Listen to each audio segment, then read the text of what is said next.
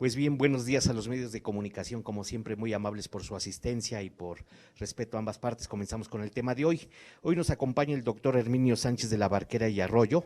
Él es decano del Departamento de Ciencias Sociales de la UPAEP y él está aquí con nosotros reunido para hablar acerca de los acontecimientos sucedidos en Culiacán, Sinaloa. Le cedemos la palabra al doctor. Adelante, doctor. Bueno, pues buenos días. Yo creo que todos hemos leído, muchas gracias. Gracias. Hemos leído con mucha preocupación lo que ocurrió en la tarde de ayer en Culiacán. Es muy lamentable lo que ocurrió, no solamente desde el punto de vista del resultado final de la operación que ayer se llevó a cabo, sino también lo que implica lo que ayer ocurrió. Entonces, bueno, hace unos momentos el rector de la UPAEP emitió un mensaje a través de Twitter, en donde señala pues que la universidad se solidariza con las familias en Culiacán, ¿no? Todos los que se vieron afectados por lo que ocurrió ayer, ¿no? Parece que estamos en Beirut y no en México, aunque poco a poco en Beirut van a decir que parece que estaban en Culiacán y no en Beirut, ¿no? Si seguimos con este ritmo. También señalar que algo falló, y que también pues, la construcción de una seguridad para todos en el país, como siempre, depende de todos, no solamente del gobierno. Entonces vamos a comentar un par de detalles que creo que es importante señalar con ustedes. Evidentemente algo falló. Tan es así que yo no recuerdo otra ocasión en donde se haya visto claramente una claudicación, una rendición de las fuerzas del orden ante la fuerza del narcotráfico. Eso es gravísimo.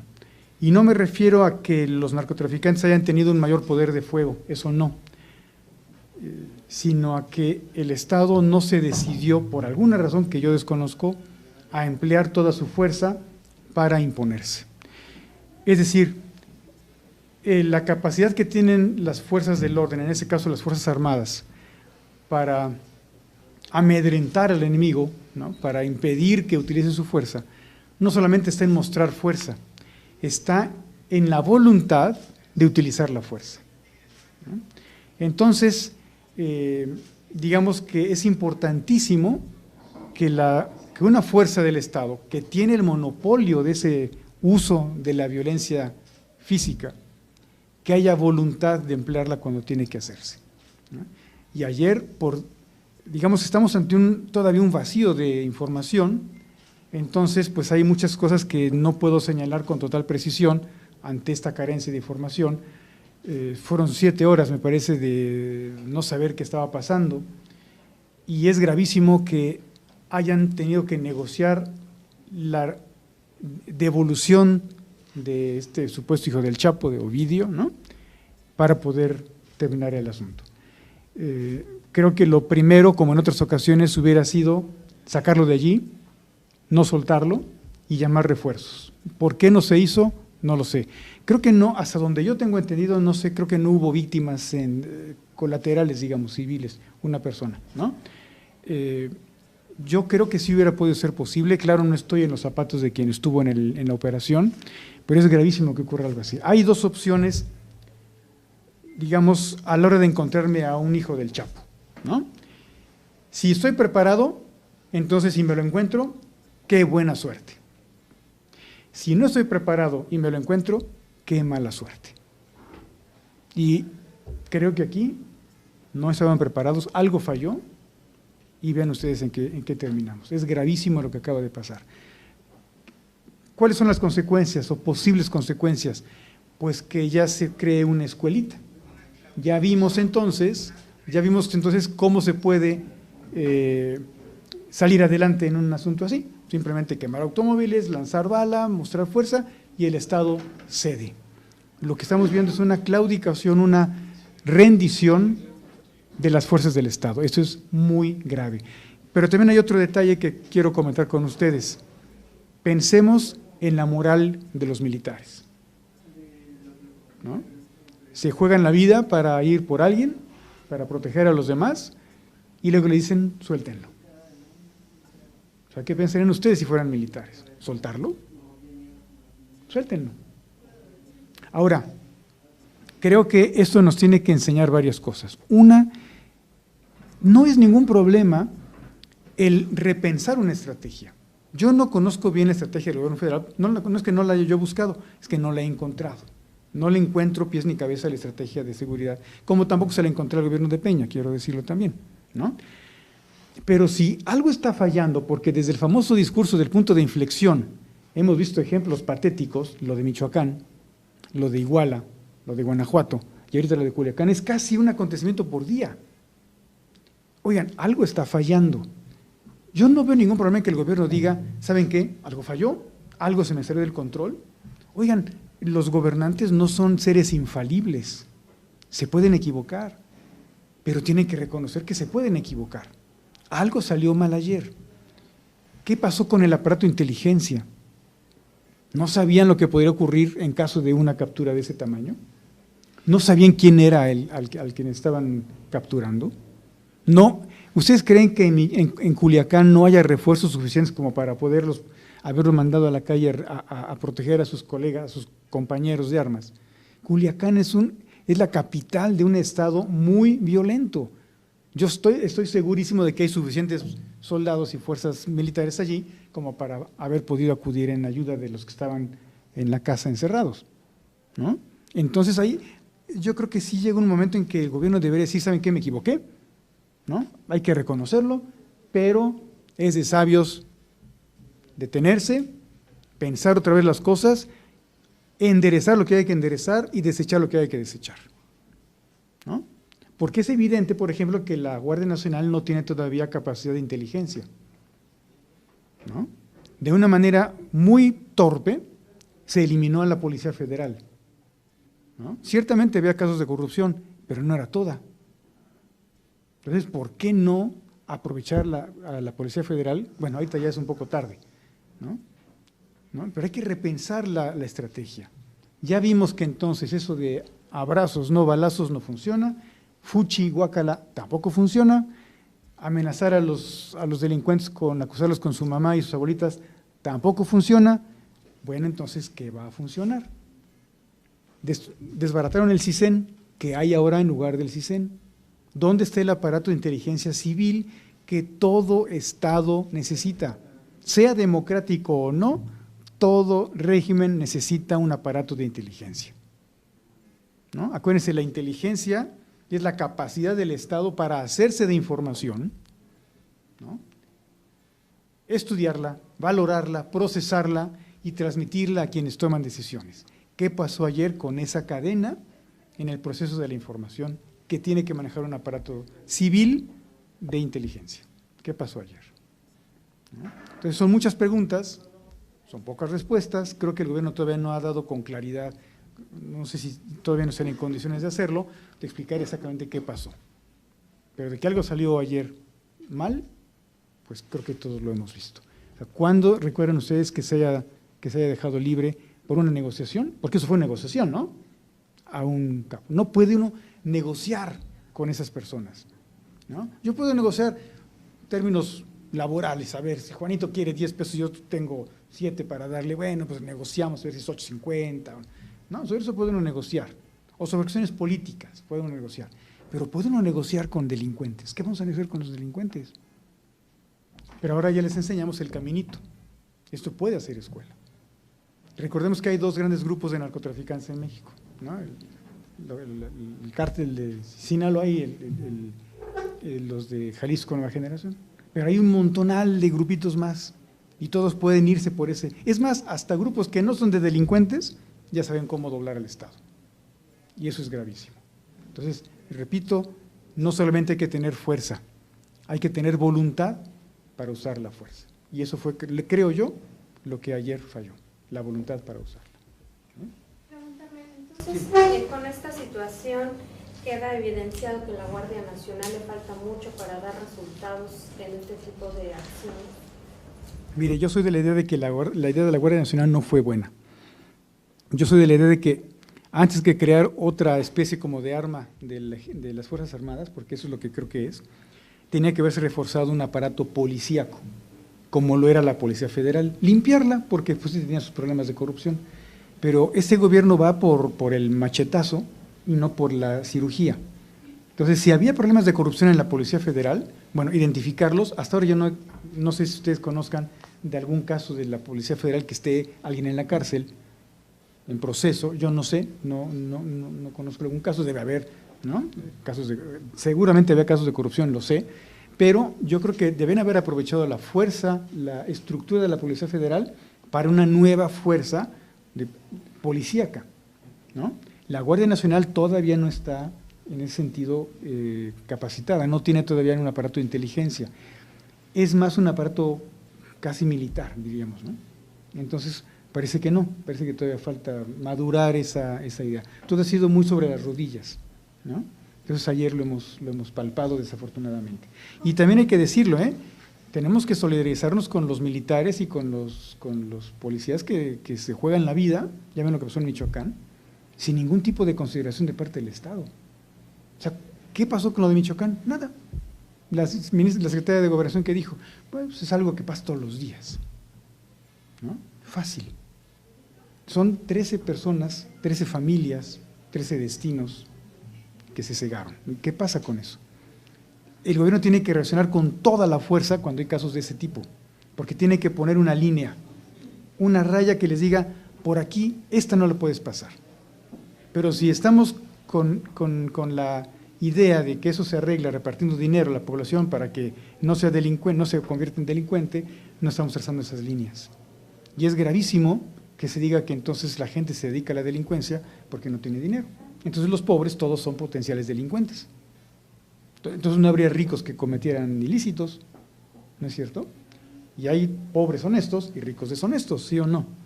Entonces el asunto no está en que sean pobres y que por eso cometan delitos. Hay algo más a fondo allí, algo podrido allí también, que corresponde también a la sociedad civil y a sus organismos también estudiar.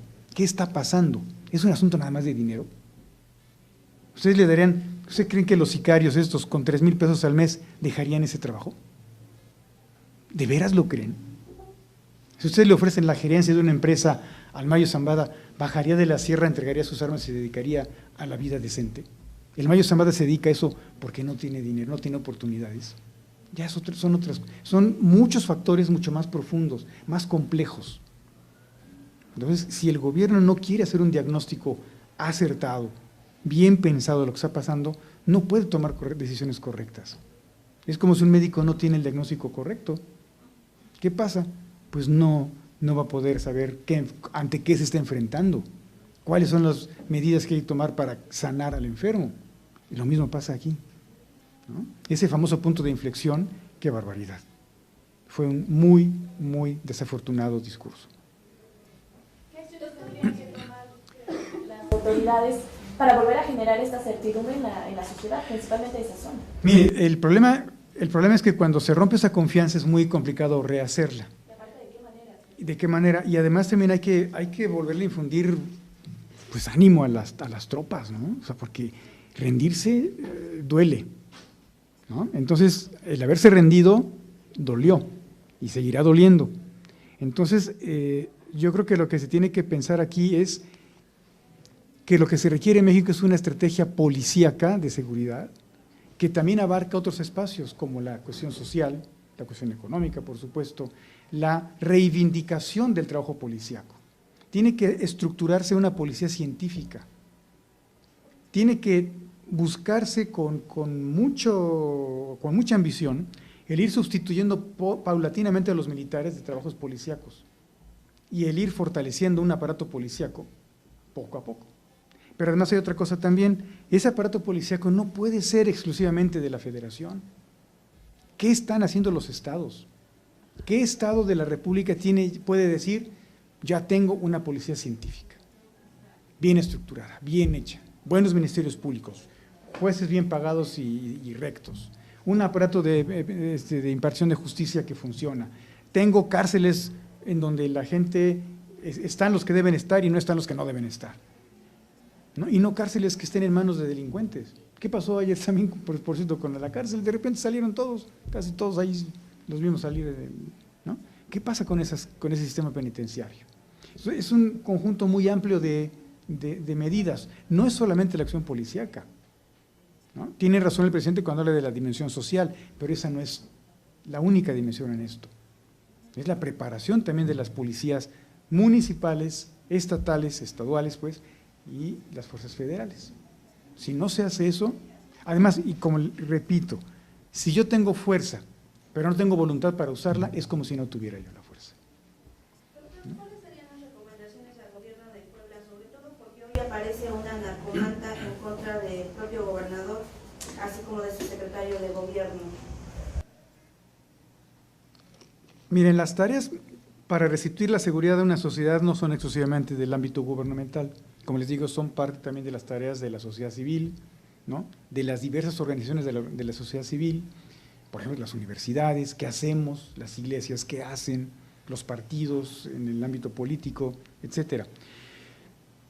En el caso de Puebla tenemos varios problemas estructurales. Por ejemplo, es uno de los estados que tiene menos número de policías del necesario. La capacitación tampoco es muy buena, el equipamiento tampoco. ¿Qué pasa con los ministerios públicos? Por ejemplo, también tenemos pocos, ¿no? El aparato de justicia tampoco funciona muy bien. Entonces, yo lo que diría es hacer un diagnóstico de todos estos elementos que intervienen en la cuestión de la búsqueda por la seguridad y entonces ya ir viendo en cada caso qué es lo que hay que hacer. Porque con pocos policías, imagínense ustedes, y con engañarnos con eso de las 1000 patrullas, bueno, pero si faltan policías, ¿dónde saco quien las maneje? ¿No? Por ejemplo, o sea, necesito policías, pero policías bien capacitados, bien adiestrados, bien pagados y también, yo hablo más que de una reestructuración de la policía en México y en Puebla en concreto, de una revaloración de la policía. Es decir, tenemos que lograr que el policía sea una persona bien vista por la población, ¿no? Que uno diga, ser policía es bueno. ¿Por qué no ser policía? Y no ser policía porque no me queda de otra, ¿no? Entonces tenemos que buscar esa reforma, incluso social, de la policía. Y revisar, bueno, el aparato de justicia cómo está. En el caso de Puebla también creo que tenemos muy pocos elementos para la Fiscalía y del Ministerio Público, ¿no? Entonces, habría que empezar por un buen diagnóstico. Eso es lo primero que hay que hacer, es un buen diagnóstico. El diagnóstico tiene que ser lo más objetivo posible, porque si no me estoy engañando a mí mismo, ¿no? Entonces, el diagnóstico, por muy crudo que sea, es mi punto de arranque para cambiar la realidad. Pero para cambiar la realidad es ese diagnóstico, no el discurso. El discurso no cambia la realidad. Ya lo vimos, el discurso fue de inflexión. ¿Y qué está mostrando el secretario de Seguridad? Primero, mal manejo de los datos, ¿no? Por ejemplo. Segundo, no conoce el diagnóstico, no tiene un diagnóstico correcto, ¿no? Y es muy triste que estén arrastrando a las Fuerzas Armadas a un papelazo así. Es muy triste, ¿no? No lo merecen. ¿Aquí en Puebla habría alguna posibilidad de que se viera en un escenario similar? Y también, pues, opinión sobre estos convenios que ha firmado el gobernador con otros estados para brindar a la entidad precisamente de estos grupos criminales. Sí, los convenios de colaboración son buenos siempre y cuando se echen a andar en verdad y partan, como les digo, de un diagnóstico adecuado de las cosas. Las condiciones de Puebla y de Sinaloa son muy diferentes, ¿no? Obviamente no puedo decirles eso está totalmente, es totalmente improbable o imposible que suceda, no. Nada más que sí le digo que son condiciones muy diferentes las que tiene Sinaloa que las que tiene Puebla. Puebla, posiblemente aquí tengamos a muchas familias de narcotraficantes viviendo acá, es lo que se dice, ¿no? En Sinaloa no es nada más eso, en Sinaloa es un semillero de narcotraficantes, es un lugar en donde se cultiva muchísima droga, es un lugar de paso de la droga. O sea, Sinaloa tiene todo casi, ¿no? Es costa, es montaña, ¿no? Lo único que le falta es frontera para tener los criterios más prometedores para ser un lugar conflictivo, ¿no? Entonces son condiciones diferentes, pero la situación que tiene Puebla de inseguridad por cuestiones de la delincuencia común y de la delincuencia organizada, yo las atribuyo también a falta de previsión de gobiernos anteriores. Es decir, se durmieron en sus laureles, pensaron que esto nunca iba a cambiar y no se hizo nada, ¿no? La cuestión del robo de combustibles, de la extorsión, etcétera, eso no son cualquier cosa, pero no se hizo nada y bueno, ahorita tenemos problemas graves, ¿no? Por eso mismo. Hay que ver siempre hacia adelante, por eso les digo, la importancia del diagnóstico para hacer una estrategia. Yo no puedo crear una estrategia si no tengo la información correcta, ¿no? Por eso insisto también en que, bueno, si se desbarató al CISEN, ¿qué lo va a sustituir? Porque no se trata de inteligencia solamente policíaca, sino inteligencia civil, que abarque muchos ámbitos más de cuestiones de seguridad nacional. Sí. Después de esta situación, ¿cómo queda la imagen del presidente de la República, Andrés Manuel López Obrador?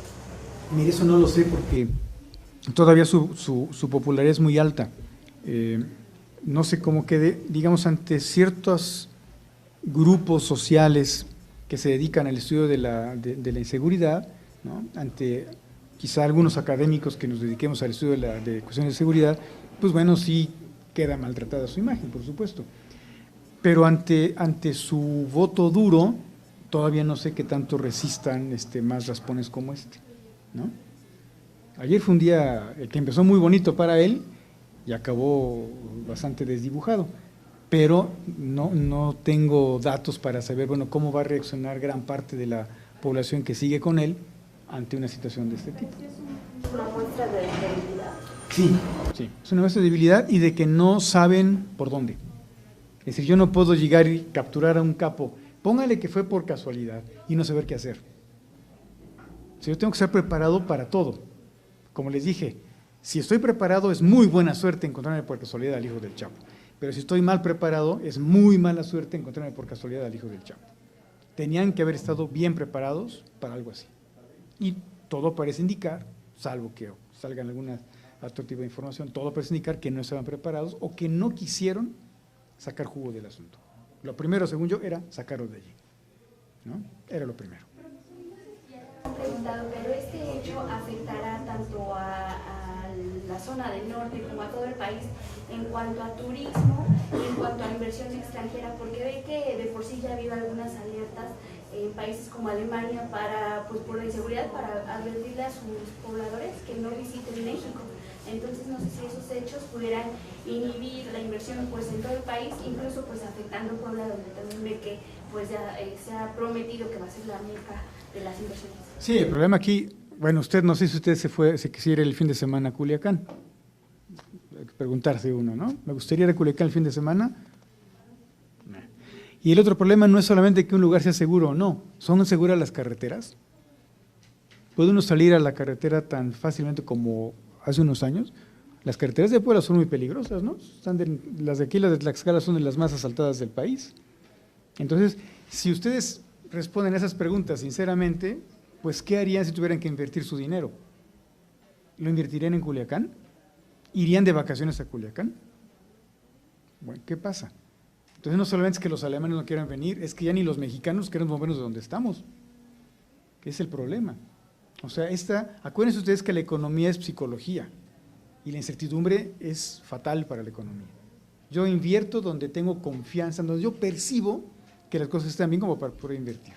Si yo percibo que las cosas no están bien, ya sea que porque las leyes no me favorecen o tengo dudas sobre esas leyes, o si la cuestión de la inseguridad es tan grave que puede poner en riesgo mi seguridad propia, por ejemplo, por las extorsiones, yo no invierto, ¿no? Digo, yo no soy empresario, pero si yo lo fuera, ¿no? Pues yo tendría cuidado en hacerlo.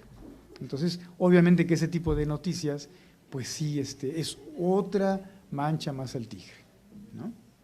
Desafortunadamente. ¿Qué plazo cree que pudiera estar siendo afectado México en cuanto a ese tema de inversiones y turismo? Mire, el problema no es, yo no puedo poner esos plazos porque no está en mis manos el funcionamiento de las cosas. Yo lo que veo es que cuando el gobierno mismo se pone plazos, se cumple el plazo y no pasó nada. En abril el presidente dijo que en 6 meses estaremos viendo los cambios. El 22 de octubre se cumplen los 6 meses de ese discurso en donde él mismo se puso ese límite. ¿Qué estamos viendo?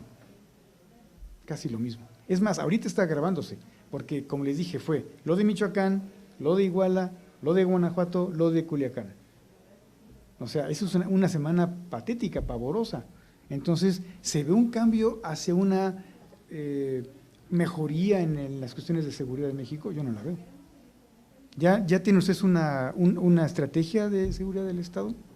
¿Ya hay un plan, por ejemplo, para la capacitación de policías estatales? ¿Qué hay? ¿Qué hay comparado con abril, la Guardia Nacional? ¿Y qué hay? Es como lo del aeropuerto, ya está, empezamos a construir. ¿Y el plano? ¿El proyecto dónde está? Pues ya empezaron a mover la máquina, echar tierra y a salir en la foto. Y lo mismo pasa acá. ¿Dónde es el diagnóstico? ¿Dónde está el proyecto? ¿Cuál es la estrategia en materia de seguridad? ¿Dónde está? ¿Quién la conoce? ¿Se ha discutido? ¿Vamos a seguir con abrazos no balazos? ¿Con Fuchihuaca? ¿Eso basta? ¿Con acuerdos con su mamá? Eso no basta. Hay cuestiones más de fondo. Por eso es que es imposible poner un plazo. Yo no lo puedo poner, porque las cosas no están cambiando. Y si las cosas siguen igual o siguen empeorando, pues ¿cuándo va a haber un quiebre en la percepción para que los inversionistas inviertan, para que los turistas salgan de viaje y para que la gente recupere su tranquilidad? ¿Cuándo? Eso es grave, muy grave. Lo que pasó ayer de veras es de mucha preocupación, ¿no? Entonces sí, yo digo que hay que aprovechar esto para que el gobierno se siente serenamente a pensar, a ver, ¿qué salió mal? ¿Qué hay que ajustar? ¿Qué hay que corregir? Y entonces hay que echar a andar una estrategia, ¿no? Pero no engañarse a uno mismo. Eso no funciona, ¿no? ¿Alguna otra pregunta? No, pues nada más sí creo que es también un llamado para los gobiernos como el de Barbosa para evitar pues seguir sin una estrategia clara. Usted mismo comentaba hace un segundo lo de la capacitación de policías, ve que también no se define esto de la renta de patrullas, o sea, tampoco hay un plan claro del robo a carreteras, tampoco se ha anunciado, bueno, a excepción de un operativo con Oaxaca, creo que no se ha anunciado, no se ha hecho algo. Mire, digamos que uno de los grandes responsables en materia de inseguridad siguen siendo los gobiernos de los estados, ¿no? Mientras los gobiernos de los estados no hagan su tarea, por mucho que haga el gobierno federal, no va a alcanzar, no se puede. Pero los gobiernos de los estados están, digamos, en su sillón confortable y cuando algo se pone pesado, llaman a la Guardia Nacional, ¿no? ¿Qué pasó con Calderón? ¿No? ¿Quién llamó a Calderón diciéndole, ya no puedo, ayúdame porque estoy rendido? ¿No fue, por cierto, el actual jefe de asesores de López Obrador, Lázaro Cárdenas Battel? ¿No comenzó allí la famosa guerra contra el narcotráfico? ¿Quién lo llamó? ¿No fue él? ¿Por qué? No habían hecho nada de Michoacán. Luego Tamaulipas, Chihuahua, por todos lados. ¿Qué se ha hecho? Díganme ustedes dónde hay una policía científica en el país, ni la Ciudad de México, ¿no? Entonces estamos todavía con esa tarea pendiente. Si no se hace esta tarea en los estados, el gobierno federal no va a poder con el asunto, porque no tiene capacidad de despliegue. Imagínense ustedes, y luego están mal desplegados. Tiene más Guardia Nacional Campeche que Guanajuato. Díganme ustedes, Querétaro tiene más Guardia Nacional que Guanajuato. Cuando en Querétaro la situación es de relativa tranquilidad y Guanajuato está ardiendo. No quiero pensar que es por cuestiones políticas, eso sería un crimen. No, pues ya retiraron a la Marina de Guanajuato, según dijo la secretaria de Gobernación. Esa sí hace labores de inteligencia, la Guardia Nacional no. Entonces yo quiero creer que allí no hay ninguna cuestión de mezquindad política, porque eso sería criminal. ¿Vale?